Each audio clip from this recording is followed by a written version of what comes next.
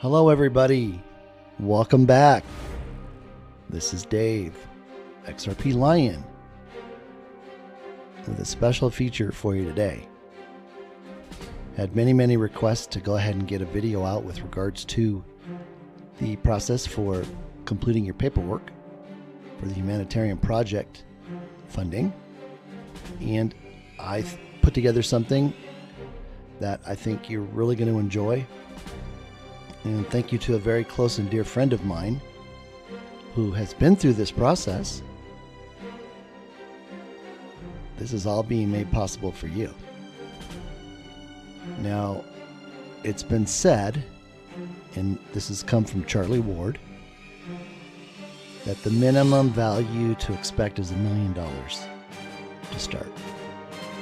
Now, it's not about the money, okay? So let's not go down that route. This is about you having something in your heart that has been there, and if money wasn't an issue,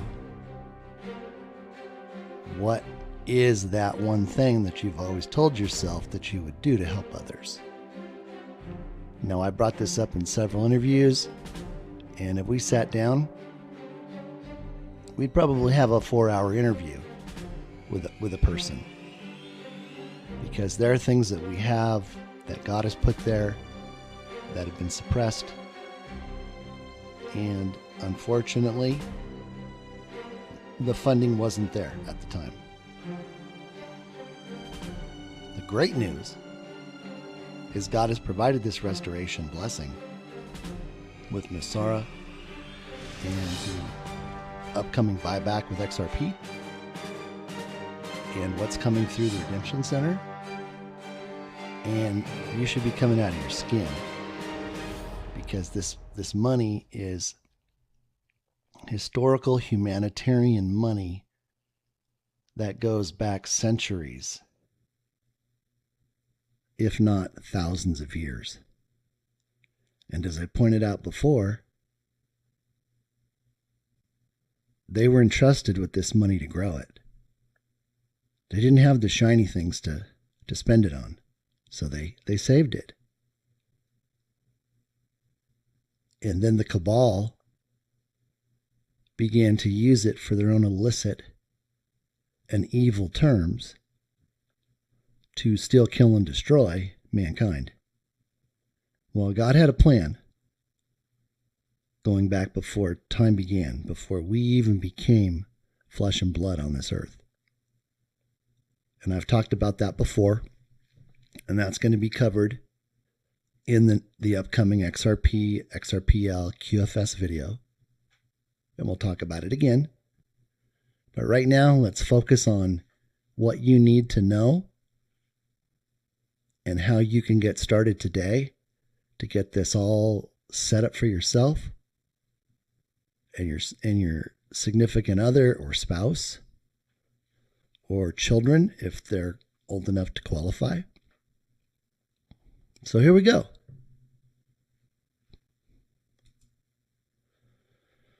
Okay. Again, a dear friend who already submitted their humanitarian project, and it's already been approved. She made it possible for me to share this information with you. So I condensed it. I put it into a presentation. Made it extremely simple, and I think by the time we're done, you're going to be amazed at how fast you can get this done. And again, I would not procrastinate. We are very short on time, extremely short. I ran some additional dates today with some numbers that I've had, just to confirm what I've known for quite some time. And we are in that sweet spot. And again, it's not about dates. It's about events. Okay? God has proven every single thing He has shown me, and it has been correct. Just because you don't see anything doesn't mean what He identified didn't happen. Because we wouldn't be here today if nothing was happening. This has been going on for quite some time. Now, you're in a very, very select group just by seeing this today. Now, you can choose to do nothing, and that's perfectly fine. Not everybody has a desire to want to participate in their own humanitarian project or in others. And that's a decision between you and the Lord. And whatever that is, I respect it. I'm not here to try to convince you. I'm not here to try to sway you either way. This is a decision between you and Him. But what I can tell you is we are here for a purpose. Each of us entered into a covenant with the Father before we became flesh. And when He revealed this covenant, it wrecked me. Because what He shared was the fact that we had a choice. We could have stayed in heaven with Him. But we had the choice to take human form and come into this sin-natured world. By doing so, there was a beautiful inheritance available for us. And this whole time we're on earth, all we're trying to do is get back to Papa. Because He promised that if we would do this, He would guarantee a way for us to come back to Him. And we would be recognized as sons and daughters, and we would receive our inheritance. Now, this inheritance is an earthly inheritance. And it has to do with everything that was stolen in all the generations before in our lineage. Now, this was a foreign concept for people when I first revealed it after He shared it with me. I'm so happy everybody is caught on to this, and they've embraced it, and they're moving forward with it. And they're sharing it. They're spreading the word. So think about the fact that less than 500 out of every million people know this information. And it's probably smaller than that. People are going to go to the Redemption Center. And when they get to that last station, station number 9, they're going to be asked if they have a humanitarian project. And they're going to look like the deer in the headlights. And the guide won't hesitate to say, okay, let's go ahead and wrap everything up. Because there's no use in telling somebody about something they don't have any awareness of. Because it's not to make people feel bad. It's to find out who those people are that have it in their heart and are ready to move forward. Like I said before, the indication was a minimum of $1 million. And if you're responsible with the million, I'm being told that there's up to $8 billion available in additional funding. But it's gradual. There's compliance that has to be done. There's requirements. This money isn't for you to spend on yourself. It's for you to spend on mankind. And it can be as simple as wanting to take care of the people across the street to make sure that they get to the grocery store, they get to the doctor. You're able to take and run them on errands. But it's not about the end. It's not about the end achievement. And that's what was so critical. As long as you're doing what is in your heart and you're following the rules, God could put more into you to want to do with Him. So don't just think it's about one thing. And that's why what you're going to see in how this is written up It's not about being specific. It's about being general in an area. Okay? So let's go to the next slide. Okay, we have what are called initiatives and we have projects. And what's the difference between initiative and a project?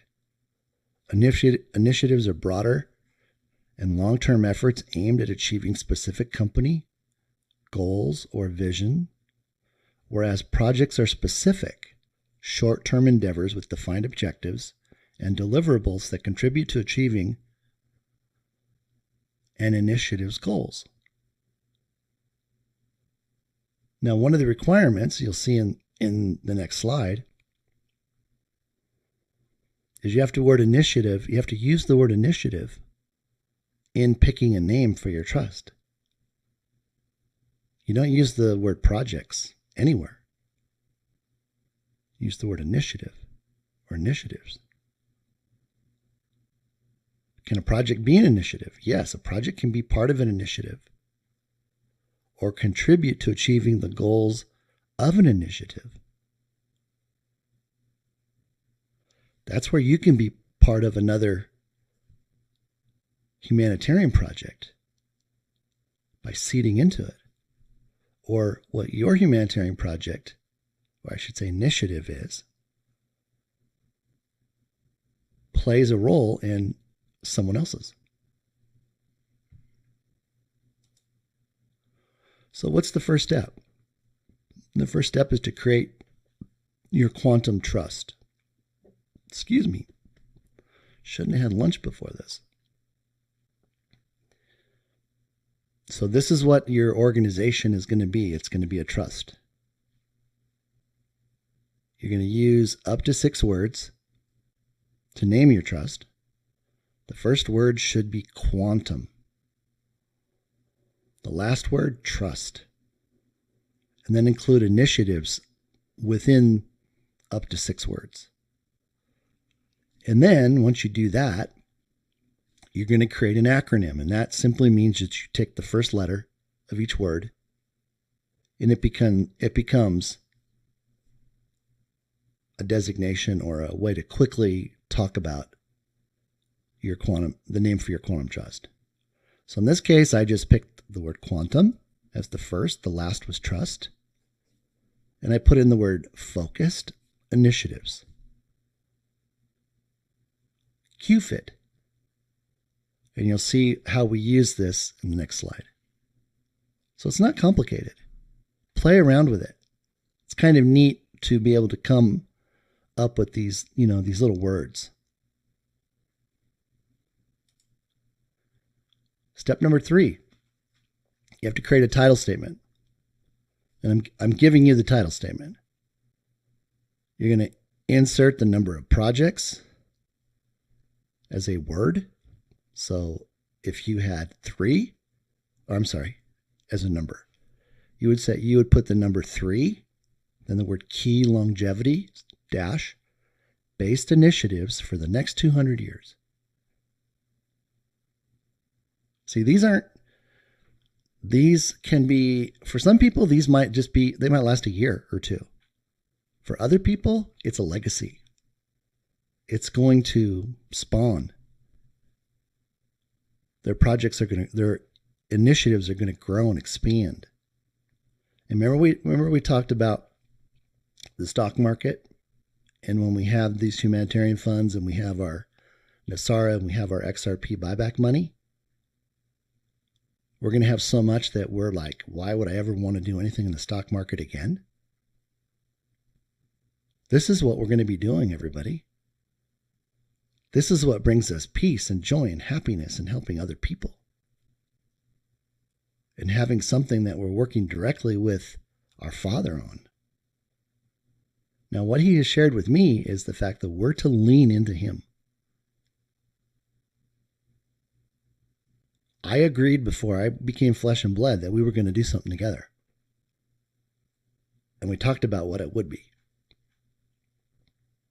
Now, I've spent my entire life getting back to my Father. And I was redeemed or received salvation through Jesus and His sacrifice. having paid the ransom for the sin condition that I was born into. Who better to know where to put that money so you're putting it in great ground? He is. He's the gardener. He knows where the great soil is. And of course, we're going to have services that help with that too, as part of my humanitarian project. So now we're going to get into some of the structure. So step number 4, we're going to create initiative statements. And here are specific examples with specific wording that you can use. It's cut and paste, people. Cut and paste. Like the first one. QFIT to research, fund, develop, partner with leading national and international scientists in the field of DNA repair, frequency, replication, and quantum light technologies for healing and anesthetic enhancement and longevity. That's an initiative right there. That's the first one. Now, if you want to play around with it, but don't change too much. This is already an approved format and style, and we don't need to recreate the wheel. Okay? That's why I spent the time to get this information, put it into a format. So literally, you're going to get on your computer, you're going to get into your Word program or your document creating program, and you're going to type it. You're going to type away. And that's why I said you should be able to complete all of this in under an hour. So an hour's worth of work to receive at least a minimum of $1 million to kickstart your humanitarian initiatives. I think this is a great opportunity for everybody. I really do. And if I didn't, I wouldn't be here because he wouldn't have asked me to join him. And he wouldn't have put on my heart to make sure that I'm doing whatever I can to help you. Because just like the parable of the talents, he said when this happened and he brought heaven to earth to do this, after that contract ended, he said, good is no longer acceptable. We are to be great stewards, which means we are to plant into great ground. And we're going to be held accountable for that. And my humanitarian project is to help you accomplish that with the least amount of effort for the maximum results. Okay? Trying to make money in the stock market, trying to earn interest, none of that's going to happen anymore. God's kingdom, the currency is love. And you've heard me say that many, many times. Currency is love. Foundation is love. Now, there are going to be people, like I said, a very, very small group of people are going to understand and are going to run with this, and they're going to prosper. And what they put their hand to is going to multiply, multiply, and multiply. And other people are going to find out about your initiatives, and they're going to want to partner with you. They're going to want to put money into it to see it grow. So keep that in mind. This is why you're doing this. Because there's other people that are going to share in your purpose and plan with God. And I think that's so exciting. So exciting. Okay. There were 2 additional initiatives, and they're right here. And again, this is plug and play, people. Cut and paste. Excuse me. Step 5. Google Quantum for colorful pictures to put for each initiative you use.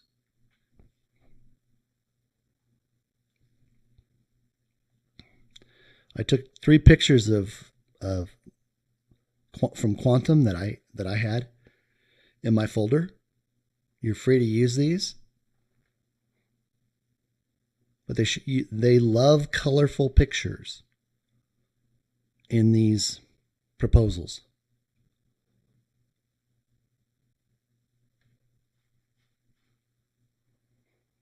You don't want it boring, black and white. No, lots of color, lots of color. As we see, lots of color here. Again, Google Quantum Pictures. Make your choices. What I did is I showed you what one should look like when it's on the page. You're going to have your picture on the left-hand side, or top or bottom, and then you're going to have your text to the right of it, to the left of it. You could stagger and have picture on the left and then your initiative, and you go down to the second one and the picture's on the right and the initiative's to the left, and then the next one is the opposite of that. Be creative, but don't reinvent the wheel, okay? Step 6, you're going to complete your NDA exemption form.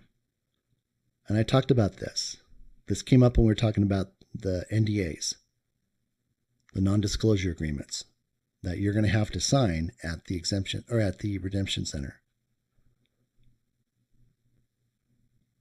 Now you're going to take this form that's coming up, you're going to type it up, you're going to fill it out, you're going to get it notarized all before you call the 800 number to schedule your redemption center appointment. Why is that so critical? Because in the disclosure, the moment you make that 1-800 call to get routed through the regional call center to set up your exemption or your redemption appointment,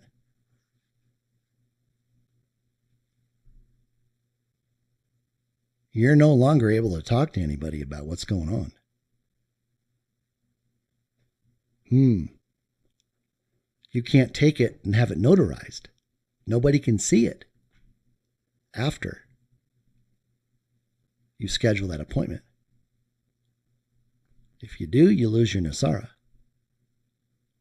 So that's why I'm urging you to follow the rules and do exactly what this says. Okay, you're going to make 2 copies. You're going to get 2 copies notarized.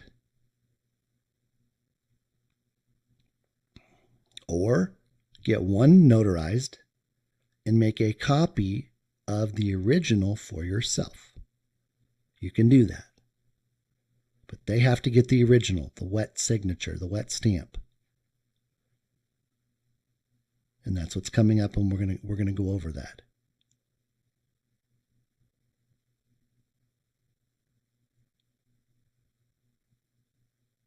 You're going to take this form and you're going to put it behind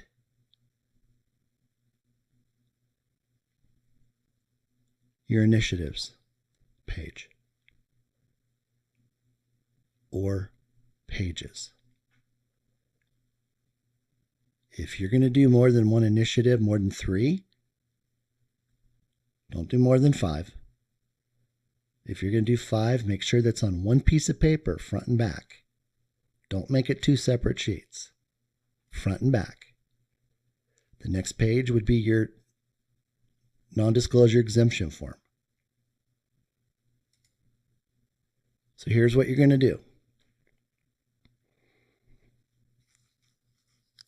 Hold on just a second. Okay.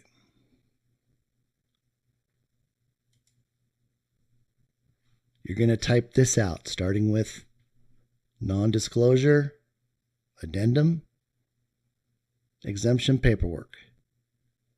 To whom it may concern, I, and then your name, first, middle, and last. And you're going to type it just like it is here. You're going to make a line that says print full legal name, signature, and date. And then you're going to have a line for them to sign. RC means Redemption Center Guide. Then you're going to put your contacts below. These are examples, but you're gonna put your name and what, if you're the husband, the brother, the sister, the uncle, whatever your relationship is. And then you're going to put any other individual that you would need to speak to after going to the Redemption Center to begin discussing your humanitarian initiatives. Okay. If you do not have a person down here and you are found to have communicated with that person on the telephone, in person, on the phone, then you will lose your Nasara. They're looking to take it away. Okay? It's serious. There are things, go read that disclosure again, okay? Get everybody to understand what that is and why people aren't supposed to ask you questions and why you don't answer questions.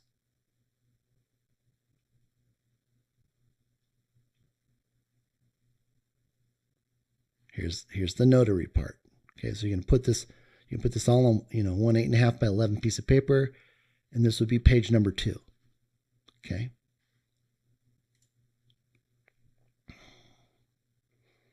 Make sure to include anyone who will or could be part of your humanitarian projects. Only by including them on the form can you communicate with anybody during the NDA period. And that looks like it's going to be 90 days, just 90 days. Failure to do so, and you will have your Nasara and humanitarian project funds revoked. They're not kidding. They are not kidding.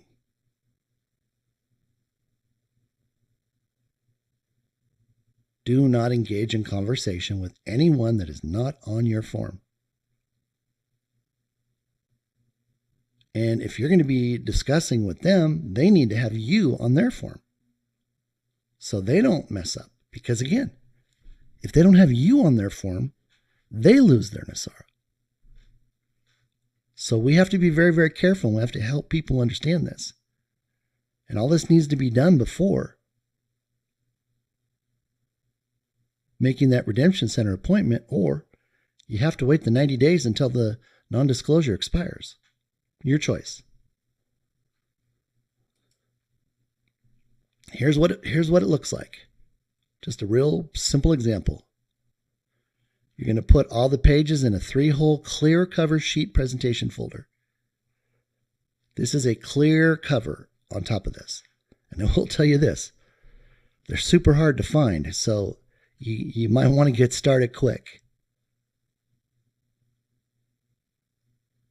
You might want to pick up, 5 or 10 of them, just so you have them, in case you're helping somebody else out, son, daughter, etc., family member.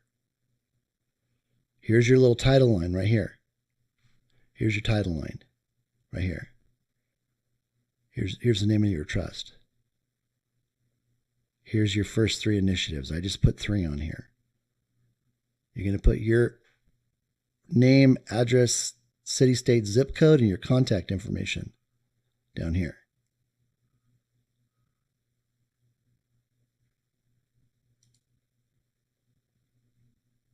Page 3. You're going to add a very short 3-paragraph statement. You've heard me talk about this before. In paragraph number 1, fill out what's in red. Okay? You don't need to say, what does it do? You could. My humanitarian project helps blank. My humanitarian project helps the elderly on my city block or in my community to have transportation and help making doctor appointments, picking up groceries, going to visit relatives, family, friends. Remember, what, why, and how. Why is it important? My humanitarian project makes it possible for blank. Again, 1 to 2 sentences max. How will this happen? I will need funding to purchase blank for blank office equipment and other operational expenses.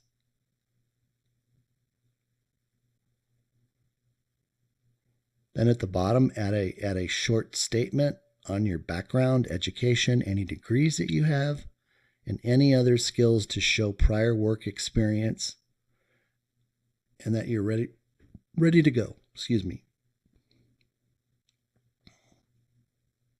They're not looking for a resume. It's not about where you worked. It's about what you've done in your life. Think about the things you did growing up. We used to race motorcycles, motocross. Man, I tell you what, we were repairing our bikes and repairing our motorcycles constantly. We were, doing stuff like that. Well, what if your humanitarian project has the need for, assembling things and putting things together and fixing things? But again, it's not about, I have an MBA from Harvard. No, it's like, I graduated high school and then I had to take care of my family. I had to go find a job to support my father and my mother and my 2 brothers and sister. And I was the wage earner, etc. You get my point. And lastly, do the best you can. Do the best you can. Your heart tells them what they're really looking to find out about you and how they make this a reality. My guess is they already know. I mean, I've been talking about this for a while, so it's nothing new. At least 3 months. Be ready, as they may ask you to share your vision in only 3 to 10 minutes. And again, share the vision. Share the vision. Isn't about, you don't ask for money. They already know, based upon your vision, what you're going to need. And remember, if you're compliant and honest with what you're given up front, it opens the door for more down the road. And they know this. Okay? So again, don't sweat it. But just be prepared so you're not surprised or flustered. Okay? Now with that, I want to take you into something I did a quick post on today, and I'm going to include it with the XRP stuff. But it was actually, pretty cool. I think you'll get this. Okay? Here's a $100 bill from 2006. And then here's a $100 bill from 2009.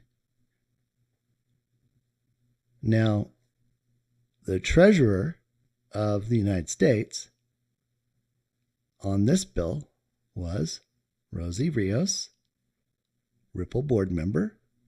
She was the one in charge of creating the money and printing the money.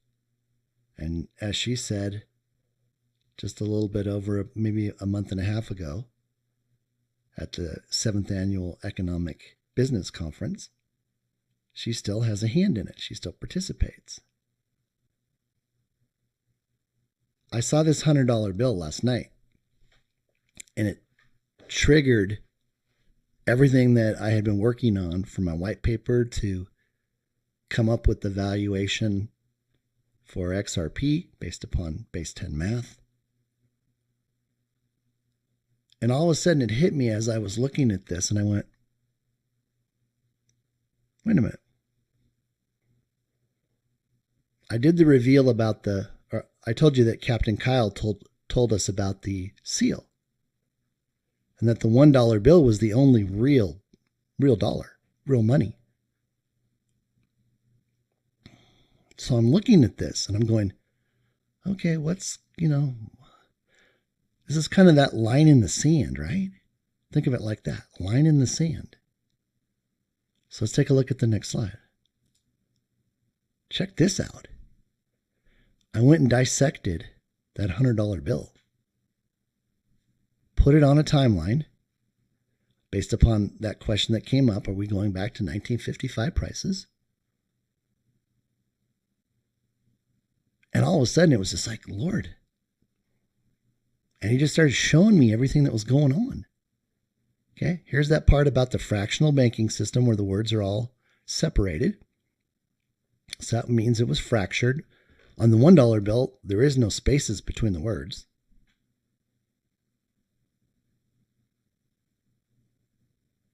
And this denominational value isn't $100, it's 1 divided by 100. So this was a penny. And this is how the cabal used money with a face value of $100, but an economic value of a penny to go and acquire everything, and then turn around and tax us on everything that we bought and on everything we earned. So you can go down this list and look at some of this stuff, and it's like, whoa. But what really struck me as I leaned into it was the value in 1955 for one fiat dollar was $1. It was $1 of buying power.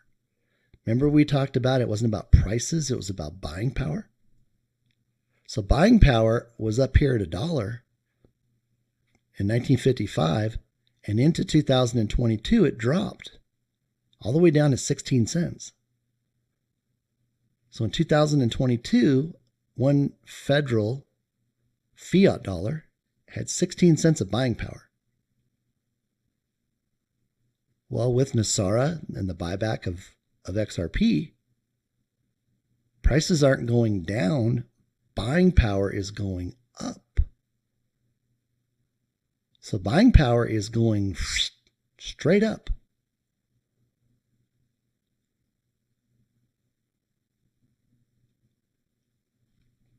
And then I did a timeline. And of course, this is part of another reveal that came from a clue that David Schwartz revealed. But we have a timeline going all the way out to 2062 to 63. Where for the first 17 years, that's about as long as we need money, currency. And once we get done with that, we don't need currency anymore. We will have reached that level to where whatever we imagine we need, it's just right there. And of course, we know the power of the number 17. It was all over my white paper. It's a sacred number in geometry, and how God put everything into existence, and how He holds it all together. And then there were all of these great little clues that popped up, like July 4th. And I started looking at the spacing of these little blue bars. And it was interesting, this one, broken down into little sizes like this, it creates this like a ladder. So when we get to 2032, well, it actually starts 2030. That's when we reach the full $1 million valuation for XRP. It's like a little ladder, but look how it just stopped right here. And it encircled. Sorry, I was on the wrong one. You can see this little ladder here, and it encapsulates the 1776, which is July 4th. And what does that mean? Well, if we go over to 5, it signifies the return to independence when the official Declaration of Independence was signed. Now, that's a very interesting date when it comes to everything that's taking place right now. Nasara, the buyback, etc. We've been given back our independence. It's kind of like I said before. We know what we're getting for Christmas. We know Christmas is coming. We just don't know what day Christmas is on this year. That's the only thing. But it's here. We already know that everything's been paid for, everything's been funded. It's all on the QFS system in your Quantum Access account card, etc. And we're going to be getting those shortly this year. Everything's happening this year, folks. Don't buy into the FUD that says, oh, we got to wait till 2025, 2028. Baloney. God isn't going to make us wait. He already promised. And then we come over here and we look at the seals, right? Then we look at this one is the Federal Reserve. This one is the U.S. Treasury Department. So we went from this old fiat cabal system. It's ended. And now we're into the new Nasara XRP buyback, which fuels the restoration of the world. And it's all gold backed. So we get the gold pen, the feather pen. We have the gold hologram. We have the gold 100. This all is significant to what was to happen. And that's why I said it's the hidden clue on how everything would change. This was 2009. They already knew this was happening. But they gave it one last attempt to try to take everybody out. Didn't work. Plan failed. Evil's been eradicated. It's gone. And we're into this beautiful new system that God set before us. Fantastic. You can read over here. Fantastic. I'll cover more of this in the XRP video that I'm working on. I'd really like to get it done by the end of this weekend. We'll see how it goes. There's just so much information in it, and I want to give everything enough time. And again, that video includes everything that needs to be known. And it's amazing how many people have gone from they couldn't believe anything to now they believe everything. So everybody's taking ownership of this. Everybody's taking ownership of, oh gosh, Nasara, what was that? Oh man, Nasara's coming. Come on, it's real, it's real. Oh, there's never going to be a buyback for XRP. The buyback is here, it's coming. See, all God asked me to do was open people's eyes. And He does the rest. The Holy Spirit does the rest. So with that, I hope you enjoyed this. If we don't have anything coming out before the weekend, have a wonderful, wonderful weekend. Make sure the cars have gas. Make sure you got plenty of food on hand. Make sure you're ready for the EBS that's on its way. And thank you so much for your patronage and support. That means so much. God bless. My father was a worker, and he loved to work. He'd work on Saturdays, he'd work on Sundays. He just liked it. He'd go to church, but after church, he'd go and work. He just loved it. And I think more than anything else, not because of what he taught me lots of different things, but I watched him be a happy man and work until he was like literally 93. He was 93 years old when he died. So I have a lot of friends, they take vacations for 6 weeks and 8 weeks and 3 months, and they're never happy. So I watched my father, so I like to work. You have some kids that aren't so smart that work very hard that do very well. I mean, I've seen it many times. You know, I was blessed to have smart children They did well in school. They got good marks. They didn't have problems. But a lot of that was early upbringing. I'd always say to them, no drugs, no alcohol, no cigarettes. I'd drive them crazy. I'd say every time they'd leave, no drugs, no alcohol, no cigarettes. Repeat after me. But I drum it into their heads. And, you have to get back. You have to get through those artificial barriers. I call them artificial barriers because you can do something about it until it's too late.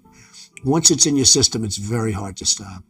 Like, I don't drink, and it's very easy for me not to drink. I tell people, what are you drinking for? What are you drinking for? I had a brother, Fred, who was sadly an alcoholic, a serious alcoholic. He was much older. He was 10 years older than me, 11 years older than me, and he was as good-looking a guy as you've ever seen. He had everything going, the best personality. I have like a bad personality compared to Fred, but he started drinking, and he also smoked a lot. I think it started in college, frankly, but it got progressively worse. And he was really unable to stop. And he'd always tell me, don't you ever drink, and don't you ever smoke. He'd add the smoke in it because he smoked and he drank. And it hugely affected his health and hugely affected even his look. So I never drank. I mean, I really, when you talk about my father, I learned a lot from my father, but I learned a lot from my brother, Fred. And he set an example. It wasn't maybe the example that people would think, but it really was, in its own way, an example. I've spent my entire life in business looking at the untapped potential in projects and in people all over the world. And I didn't like seeing that. Spectacular people, sometimes underappreciated, unfortunately, but we appreciate them. We know what they go through. People I know that are really tough and really smart. And right now, that's what we need. We need toughness. We need this, we need the brain power, and we need toughness. That's a tremendously powerful weapon if they knew how to use it. They really do have a tremendously powerful weapon, but they don't use it, and they don't use it properly. They are terrible negotiators. I think right now what people want is they want competence. They're tired of other things. That's very important to people now. We must always remember that we share one home and one glorious destiny. Whether we are brown, black, or white, and we are all made by the same Almighty God. I say it is time for us to come together as one united people. As long as you have pride in your beliefs, courage in your convictions, and faith in your God, then you will not fail. You're going to go out, you're going to do whatever you're going to do. Some are going to make a lot of money. Some are going to be even happier doing other things. No dream is too big, no challenge is too great. Nothing we want for our future is beyond our reach. You will build a future where we have the courage to chase our dreams no matter what the cynics and the doubters have to say. You will have the confidence to speak the hopes in your hearts and to express the love that stirs your souls. No one is ever going to stop you from practicing your faith or from preaching what's in your heart. In your hearts are inscribed the values of service, sacrifice, and devotion. Now you must go forth into the world and turn your hopes and dreams into action. I know that each of you will do what is right, not what is the easy way, and that you will be true to yourself and your country and your beliefs. I'm blessed with a great memory, but it's very interesting. When I speak in front of large crowds, if you are reading a speech, it's much easier, but you don't get the reaction. If you're reading, or if you have teleprompters, if you have a teleprompter or in any way reading a speech or even looking down all the time at notes, you're not going to get the reaction from the crowd. So I go out and I really, it's a riskier proposition because when you read, you're not going to make any mistake. Now, I know what I'm going to say, but it's a riskier thing. But it's a much better, when you get it right, it's a thing of beauty.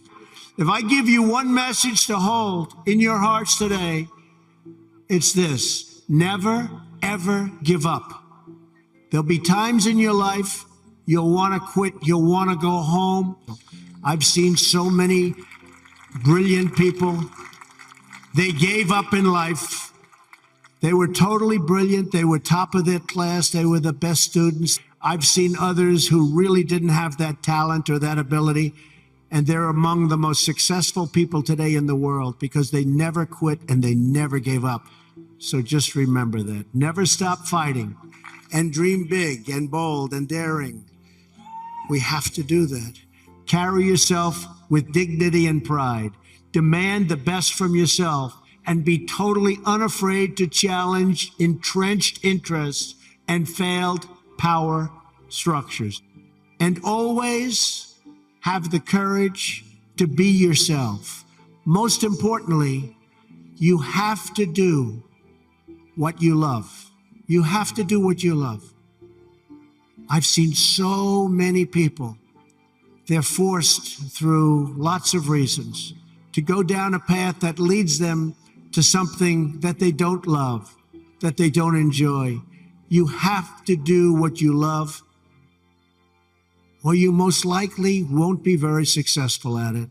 You do what you do. I mean, it is what it is. You've learned, and you're an intelligent person. You have to understand that about yourself. Otherwise, you're not going to be very good up there. And when your story goes from here, it will be defined by your vision, your perseverance, and your grit. Just think for a moment of how blessed you are, be surrounded by people who you love and care about so much. Then ask yourself, with all of those blessings and all of the blessings that you've been given, what imprint will you leave in the sands of history? Following your convictions means you must be willing to face criticism from those who lack the same courage to do what is right. A small group of failed voices who think they know everything and understand everyone want to tell everybody else how to live and what to do and how to think. But you aren't going to let other people tell you what you believe. But the fact is, no one has ever achieved anything significant without a chorus of critics standing on the sidelines explaining why it can't be done. Nothing is easier or more pathetic than being a critic. But the future belongs to the dreamers, not to the critics. The future belongs to the people who follow their heart no matter what the critics say, because they truly believe in their vision. Being an outsider is fine. Embrace the label, because it's the outsiders who change the world and who make a real and lasting difference. The more that a broken system tells you that you're wrong, the more certain you should be that you must keep pushing ahead. So, yeah, there's a certain energy you have to get. You have to build up the energy. It's called the road less traveled. I know that each of you will be a warrior for the truth. Each of you should take immense pride in what you have achieved. The story of America is the story of an adventure that began with deep faith, big dreams, and humble beginnings. Did we take risks? Did we dare to defy expectations? Did we challenge accepted wisdom and take on established systems? Or did we just go along with convention, swim downstream so easily with the current, and just give in because it was the easy way, it was the traditional way, or it was the accepted way? The more people tell you it's not possible, that it can't be done, the more you should be absolutely determined to prove them wrong.